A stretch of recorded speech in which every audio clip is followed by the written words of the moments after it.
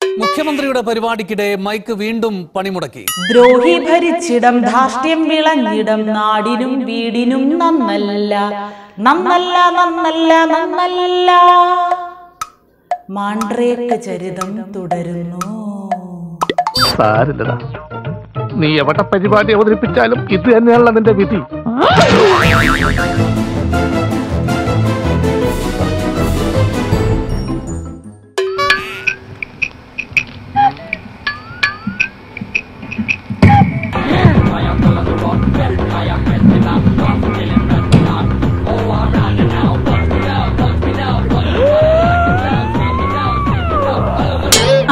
നോക്കി വായിക്കാനുള്ള പേപ്പർ താഴെ പോയി മക്കളെ. സദസ്സിന് മുന്നിൽ തലകുനിക്കാനൊന്നും എന്നെ കിട്ടൂല. പിന്നെന്താ ഒരു പോംവഴി? മൈക്ക് പിടിച്ചൊടുക്കിയ തന്നെ 4 വിരൽ കൊണ്ട് മൈക്കിൻ്റെ പെടല് തിരിച്ചൊടിച്ചതിനെ പുകഴ്ത്തി കൈകൊട്ടി പാടാൻ അടിമപ്പട വേണമെങ്കിൽ ഓടിയെത്തും. രായാവിന് പിന്നെ നശിപ്പിച്ചല്ലേ ശീലമുള്ളൂ, ഒന്നും നന്നാക്കി ശീലമില്ലല്ലോ.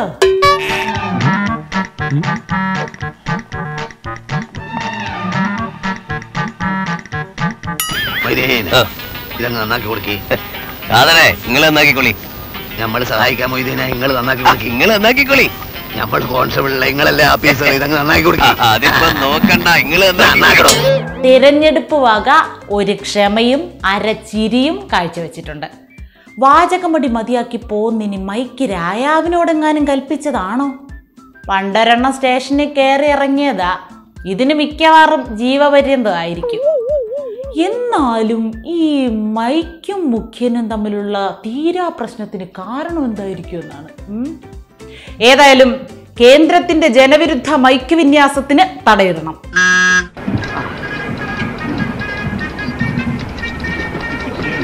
ചേട്ടൻ ഫിറ്റ് ചെയ്തു, നീ ഫിറ്റ് ചെയ്യും.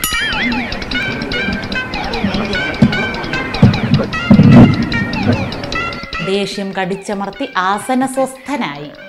ആ വേദിയിലെ ഒരു ബഹളം കണ്ടാ ഒരു പൊട്ടിത്തെറി ഒഴിവാക്കാനുള്ള വെപ്രാളോ. എന്തായാലും മൈക്ക് സെറ്റുകാരാ ഒരു മുൻകൂർ ജാമ്യം എടുത്തു വെച്ചോ കേട്ടോ. ഞാൻ വരൂല, എന്നോടൊന്നും ചോദിക്കരുത്, എനിക്കൊന്നും അറിയില്ല. നിനക്കറിയില്ലേ?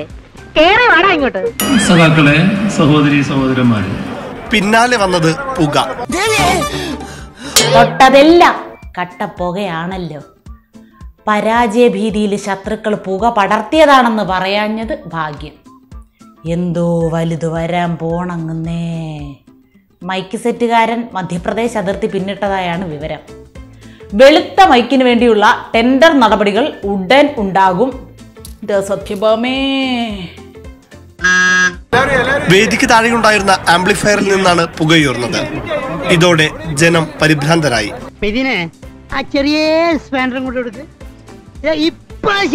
എപ്പോഴും ഇങ്ങനെ പറയണമെന്നില്ല, ശരിയാക്കി തന്നാ മതി. താങ്ങാവുന്നതിലും അധികം തള്ളു കുത്തിക്കൊള്ളിച്ചപ്പോ ആംപ്ലിഫയർ വരെ കത്തിപ്പോയി. ഏതാണ്ട് ഇപ്പോഴത്തെ കേരളത്തിന്റെ അവസ്ഥ. മനുഷ്യരെ കൊണ്ട് പറ്റാത്തത് മരപ്പട്ടിയും മൈക്കും ഒക്കെ ചെയ്യുന്നുണ്ടല്ലോ എന്നോർക്കുമ്പോ ഒരാശ്വാസം. ഒരേ വേദിയിൽ 2 തവണ മൈക്ക് പണി കൊടുത്തിട്ടും മുഖ്യമന്ത്രി സംയമനം കൈവിട്ടില്ല. ഇഡിക്കെതിരെ ആഞ്ഞടിച്ച് മുഖ്യമന്ത്രി മടങ്ങി. രോഷം ഇലക്ഷൻ പ്രമാണിച്ച് മറ്റൊരു ദിവസത്തേക്ക് മാറ്റിവെച്ചിരിക്കുന്നു. തൽക്കാലം ഇഡിക്കെതിരെ പറയാൻ മനഃപ്പാഠമാക്കിയത് തട്ടിവിട്ടിട്ട് പോകുന്നു. ഇലക്ഷന് മുമ്പുള്ള പരാജയനായിരുന്നെങ്കിൽ ഈ പുകയ്ക്കോ തീക്കോ ഈ കോപത്തെ തടയാനാവില്ലായിരുന്നു. അതോർത്തോളണം.